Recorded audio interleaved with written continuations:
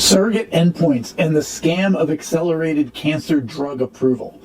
If you're a corrupt pharma company with a patent on a newly discovered molecule that you want to be part of the multi-billion-dollar cancer drug market, how do you get through the FDA approval process before the patent expires? Well, since you already can tell from limited study that the results achieved are at best minimal and the toxicity is significant, causing many side effects that can be life-threatening even, the only way to get it approved is through the FDA's accelerated approval process.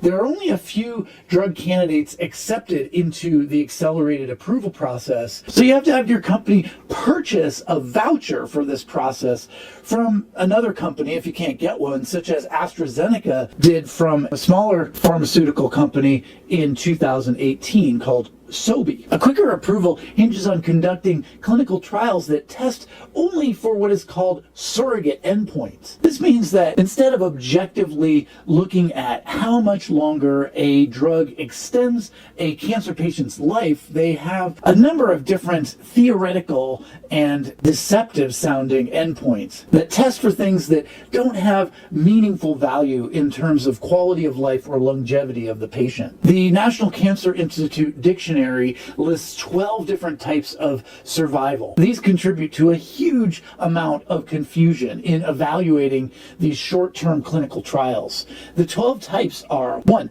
Cause-specific survival. 2. Disease-free survival. 3. Disease-specific survival. 4. Event-free survival. 5. 5-year survival. 6. Mean survival. 7. Median survival. 8. Metastatic-free survival.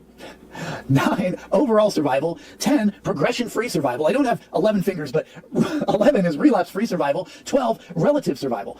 Man, keeping all these straight in terms of evaluating these studies is nearly impossible. Of these 12, the only survival that is a meaningful type of survival is the median overall survival. But since the trend in cancer is to push for early detection with all sorts of dubious testing that supposedly detect early or pre-cancer stages, this inevitably leads to a push towards toxic drug therapy.